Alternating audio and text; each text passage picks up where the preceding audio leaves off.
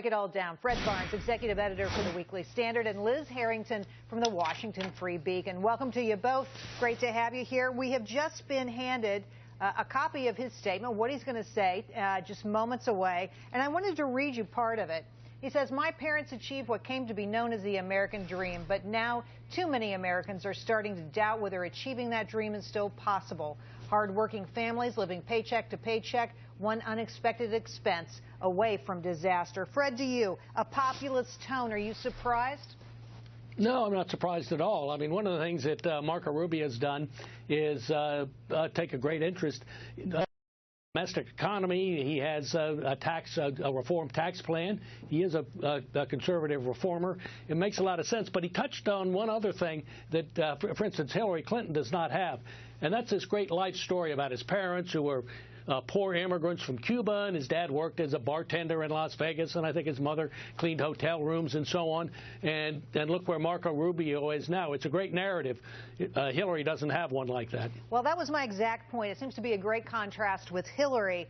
This weekend in the Washington Post, there was a picture of the candidate's house in Florida, and out front's a Ford F-150. I mean, he is saying, I am mainstream America. I am middle-class America. He has the bona fides to prove it. Liz, to you, what do you make of his positioning, and is this going to resonate with the American voter? Well, yeah, I think he is selling himself as the picture of the American dream. He's giving his speech in front of the Miami Freedom Tower, where Cuban refugees came to the United States in the 1960s. And he's saying, this is what I embody, and I think it's slipping away, and I can come in and change that. And the contrast to Hillary Clinton's announcement yesterday is so clear. While Marco Rubio is really selling himself, Hillary's really distancing herself from her own campaign. Her campaign video, she only appears in it for 9 seconds, and she has these so-called everyday Americans that are the centerpiece of it. Let's move to that right now and hear a little sound from that video. Here's Hillary Clinton. For president, Americans have fought their way back from tough economic times, but the deck is still stacked in favor of those at the top. Everyday Americans need a champion, and I want to be that champion. Fred, she wants to be that champion, and yet she makes, what, $200,000 per speech. She and her husband have amassed $17 million since they left the White House, and if you recall, she said, we were dead broke when we left the White House. It is doubtful to me if the majority of Americans would have considered themselves dead broke when they had the money the Clintons did when they left. Fred, is Hillary just too distant, living a life that is just too out of reach of mainstream Americans for them to relate to her?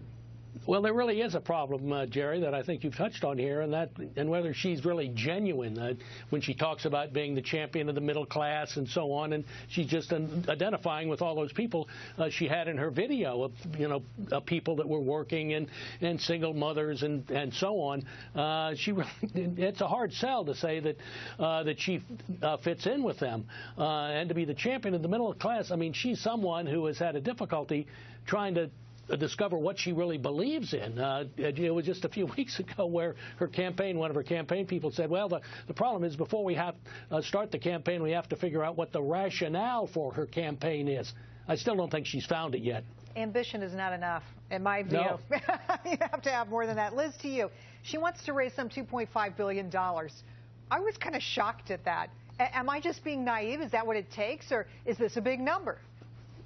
It is a big number, but nowadays you do need to raise $1 billion to win the White House, it seems. And I think it's interesting with Hillary, she sent an email out today that's saying it's your time, when really that's the complete opposite of what a lot of people think about Hillary Clinton. Is the reason she's winning is she thinks it's my time, and I was passed over in 2008, and now I can finally be president. So the contrast with her and with Rubio is very clear.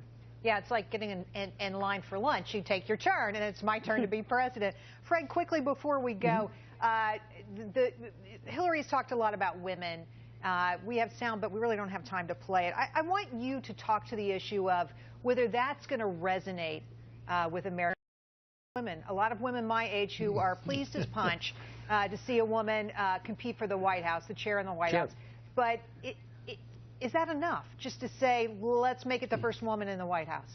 Well, no, I don't think it's enough, but it will depend on what the lay of the land is next year and who her Republican opponent is, and particularly if Republicans make the mistake of being mean to her and allowing her to be a sympathetic figure, this grandmother who Republicans are beating up on. That won't help. But just being a woman, look, it may give her a point or two, but she may lose a point or two in other areas, particularly among African American voters. She's not a Barack Obama there, that's for sure.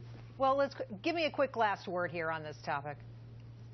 Well, I think, like we said, Hillary has a hard time. She's going to have to distance herself from this public persona now that she's stiff, out of touch, and really that's what she's trying to do. She's kind of running away from that persona and trying to change that.